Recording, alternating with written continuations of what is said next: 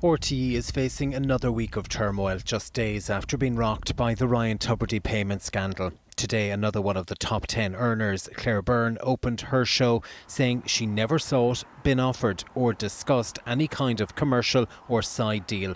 She said no other payment exists or has ever existed beyond her published fee.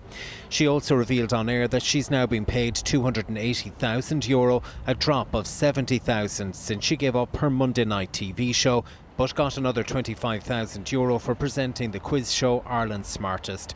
Just hours earlier, the suspended Director General of RTE, Dee Forbes, resigned with immediate effect. In a lengthy statement, she said she led discussions with Ryan Tubridy's agent and other RTE senior executives, saying there was numerous internal communications over many months with RTE colleagues, including in finance and legal, and that the commercial partner agreed to this new business relationship.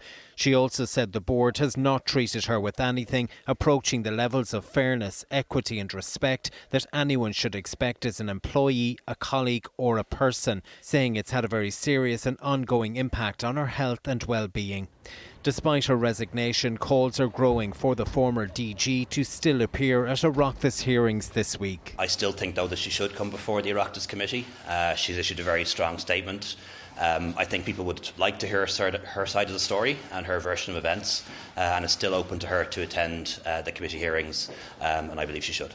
The Media Minister has already announced an external review into governance and culture at RTE. The crisis will be discussed by Cabinet tomorrow. Paul Quinn, Virgin Media News.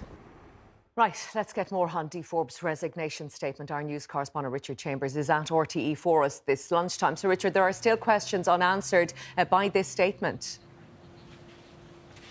Yeah, that's right, Colette. Despite the fact this is a very lengthy statement, it does raise further questions about the handling of these payments towards the former Late Late Show host Ryan Tubridy by RTE. Dee Forbes, particular drawing attention to payments between 2017 and 2019, saying she had no knowledge of them, while also in her statement saying that as Director General, as she was during that period of time, that she had ultimate accountability for decisions taken by the organisation of RTE. In respect of payments after 2019, from 2020 to 2022, Dee Forbes outlining that a number of other colleagues of hers within RTE in finance and in legal departments had discussed these arrangements, particularly in terms of internal communications. So there are now calls for those internal communications to be released to the public in the name of transparency about all of this.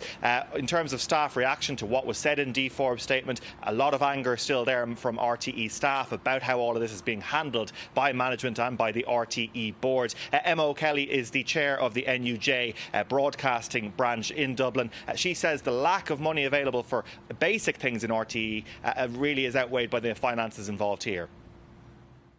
We are constantly told there's no money, people can't get crews. We're looking for a Dublin correspondent now for I don't know how long.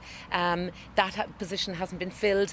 There are remote controls in the newsroom that don't work. We have 0-hour contracts. I have colleagues working on 0-hour contracts. I have colleagues who were on bogus self-employed contracts.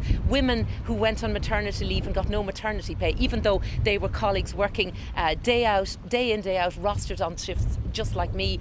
We were told RT was in existential crisis and there was no money, and all the time now we discover that these secret payments were being made on top of what we all regard already as a totally exorbitant salary.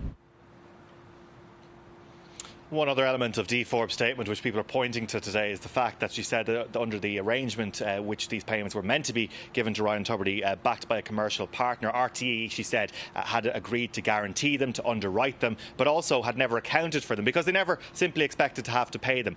That sort of contrast in terms of commentary really is being picked apart by RTE staff here over the course of the day, Colette.